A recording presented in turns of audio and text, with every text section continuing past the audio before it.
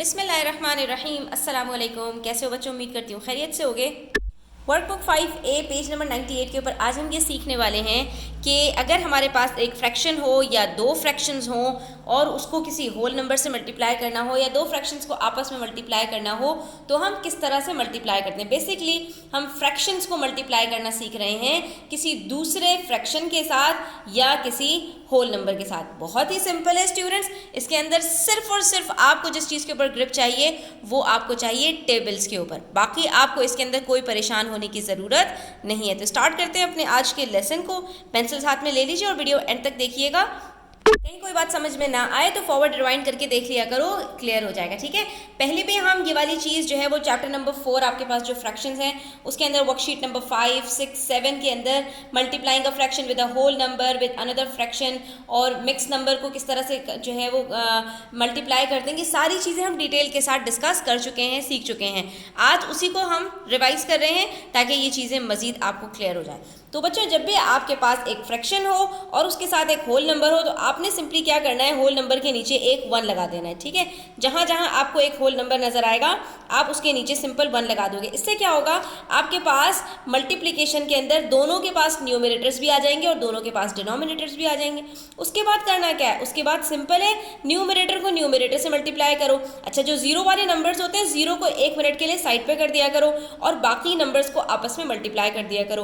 तो 3 को 3 से मल्टीप्लाई करेंगे, आंसर क्या आता है 9। बाकी अब जो जीरो आपने छोड़ दिया था इसको उठाकर लिख दीजिए, आपका आंसर आ गया 90। 10 1 जार क्या होता है 10। अब यहाँ पर आपके पास जब आंसर आया 90/10 तो आप यहाँ पर देख सकते हैं स्टूडेंट्स, हम ये चीज़ पहले भी सीख चुके हैं कि जब न्यूमरेटर और डिनोमिनेटर दोनों में जीरोज हों तो वो आपस में कट हो जाते हैं। यहाँ पर दोनों में हमारे पास एक एक जीरो है, दोनों आपस में कट हो गए।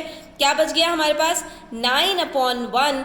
अब जो ये 1 हमने अपनी मर्जी से लिखा था इसको हम ख़त्म कर देंगे क्योंकि नीचे 1 लिखने की हमें कोई ज़रूरत नहीं होती, तो हमारा आंसर क्या आ जाएगा 9।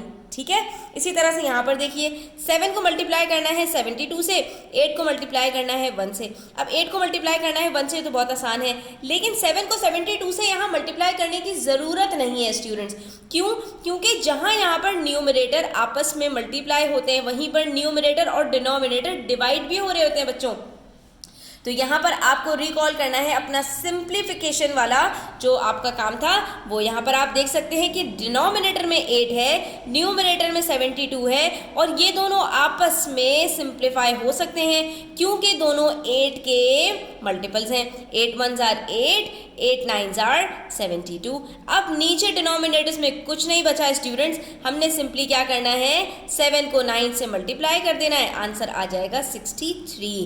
तो यहाँ पर आपको इस वाले स्टेप को भी याद रखना है, सिर्फ मल्टीप्लिकेशन नहीं करना बल्कि ऊपर नीचे अगर कुछ सिंप्लीफाई हो रहा है, डिवाइड हो रहा है, कट हो रहा है तो वहाँ पर उस चीज़ को भी आपने कंसिडर करना है। इससे क्या होता है, आपका जो सोल्यूशन है वो बहुत सिंपल हो जाता है, आसान हो जाता है। ठीक है स्टूडेंट्स, उसके बाद हमारे पास है 9/5 मल्टीप्लाई बाय 45/1। अब यहाँ पर हम 9 को 45 से मल्टीप्लाई नहीं करेंगे।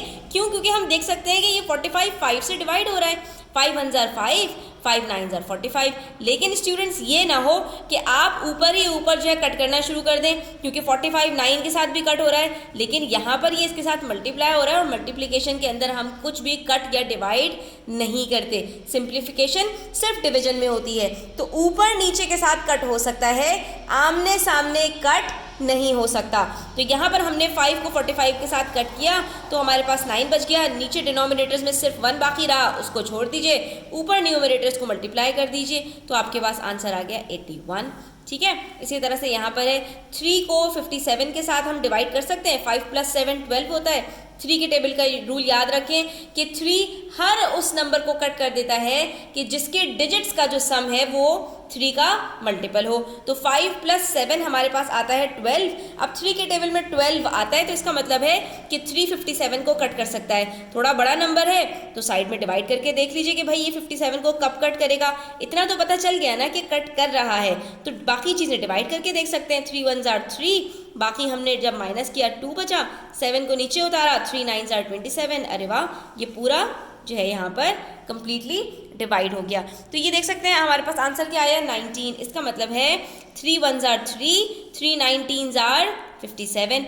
अब बात कर लेते हैं 11 से मल्टीप्लाई करने की, तो भी आपको थोड़ा सा मसला हो जाएगा। लेकिन बच्चों यहाँ पर मैं आपको एक और चीज़ सिखाती हूँ कि 11 को जब भी हमें 2 डिजिट नंबर या 3 डिजिट नंबर या सो ऑन किसी से भी मल्टीप्लाई करना होता है ना, तो वहाँ पर हम सिंपली क्या करते हैं कि जो हमारे डिजिट्स होते हैं इसको थोड़े फासले से लिखते हैं और बीच में हमारे पास जो आंसर आता है वो ये आता है कि हम यहाँ पर सिंपली ये कर देते हैं कि इन दोनों को ऐड कर देते हैं। तो 1 + 9 क्या होता है, 10 होता है। अब ये तो 2 डिजिट नंबर आ गया, तो यहाँ पर बीच में सिर्फ 0 आएगा और जो 1 होगा यहाँ पर कैरी फॉरवर्ड हो जाएगा, तो हमारे पास आंसर आ जाएगा 209। तो इसके लिए मुझे लंबी चौड़ी कैलकुलेशंस करने की ज़रूरत नहीं है। इसके लिए मैं पूरी वीडियो बना चुकी हूँ कि 11 से अगर आपको किसी नंबर को मल्टीप्लाई करना है तो आप उसको कैसे मिनटों में कर सकते हैं। डिस्क्रिप्शन बॉक्स में लिंक दे रही हूँ, वहाँ पर जाकर आप देख सकते हैं।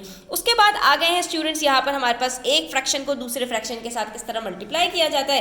तो यहाँ पर भी हम सिंपली यही करेंगे, देखेंगे कि भाई न्यूमरेटर्स अगर छोटे छोटे हैं तो उनको आपस में मल्टीप्लाई करके और डिनोमिनेटर्स को भी आपस में मल्टीप्लाई करके लिख देंगे, फिर सिंप्लीफाई होता होगा तो कर लेंगे। और नहीं तो स्टूडेंट्स यहाँ पर ऊपर नीचे देख लोगे कहीं पर क्या कोई नंबर सिंप्लीफाई हो रहे हैं, तो यहाँ पर मैं 3 और 9 को देखते ही समझ गई कि भाई ये तो यहीं कट हो रहे हैं। 3 1 जार 3, 3 3 जार 9। उसके बाद बचा 8 और 10, ये दोनों इवन नंबर्स हैं, ये दोनों भी कट हो सकते हैं 2 से।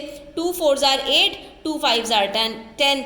अब यहाँ पर हमारे पास कुछ और नहीं बच रहा। अब जो हमारे पास फ्रैक्शन है वो है 1/5 मल्टीप्लाई बाय 4/3। तो अब न्यूमरेटर को न्यूमरेटर से मल्टीप्लाई कर देंगे और डिनोमिनेटर को डिनोमिनेटर से मल्टीप्लाई कर देंगे, तो आंसर आ जाएगा 4/15।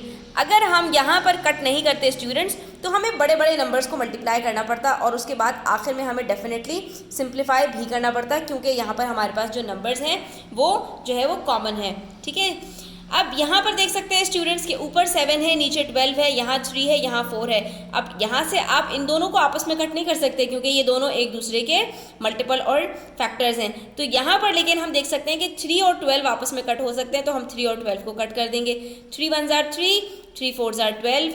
अब बच गया हमारे पास 7/4 मल्टीप्लाई बाय 1/4। अब कुछ भी कट नहीं हो रहा तो न्यूमरेटर को न्यूमरेटर से मल्टीप्लाई किया और डिनोमिनेटर को डिनोमिनेटर से, तो आंसर आ गया 7/16। बिल्कुल इसी तरह से यहाँ पर भी है। यहाँ पर भी आप देख सकते हैं 5 1 जार 5, 5 2 जार 10, 2 1 जार 2, 2 2 जार 4। अब क्या बचा 1 × 2 यानी 1/1 मल्टीप्लाई बाय 2/2। तो क्या आंसर आ जाएगा स्टूडेंट्स, वेरी सिंपल है कि ये 2/2 आएगा। ये 2/2 भी यहाँ पर हमारे पास कट हो रहा है, 2 1 जार 2, 2 1 जार 2। तो ये क्या बच गया 1 × 1, 1 × 1, सिंपल 1/1 यानी 1 आंसर आ गया। ठीक है, उसके बाद है हमारे पास 11/14 मल्टीप्लाई बाय 5/6। अब यहाँ पर मैं देख सकती हूँ कि 6 और 14 दोनों इवन नंबर्स हैं। 5 और 11 तो कुछ नहीं हो सकते, लेकिन 6 और 14 हो सकते हैं। 2 3 जार 6, 2 7 जार 14। अब बच गया हमारे पास 7 और 5 और नीचे बच गया 11 और 3। तो हम सिंपली इसको मल्टीप्लाई कर देंगे। 7 5 जार 35 और 11 3 जार 33। लेकिन यहाँ पर स्टूडेंट्स मेरे पास जो आंसर आया है कि मेरे पास इम्प्रॉपर फ्रैक्शन है, तो इसको मुझे कन्वर्ट भी करना पड़ेगा। कन्वर्जन हम सीख चुके हैं पहले ही। यहाँ पर मेरे पास आंसर आ जाएगा 1/2/33। ठीक है, तो यहाँ पर पेज नंबर 98 कंप्लीट होता है रिवीजन 1B का। आई होप स्टूडेंट्स आपको क्लियर हुआ होगा। स्टिल कोई क्वेश्चंस हो, क्वेरीज हो, कमेंट सेक्शन में पूछ सकते हैं। वीडियो अच्छी लगी हो तो लाइक कीजिएगा, अपने फ्रेंड्स के साथ शेयर कीजिएगा, चैनल को सब्सक्राइब करते जाइएगा। अपना ख्याल रखिएगा। अल्लाह हाफिज़।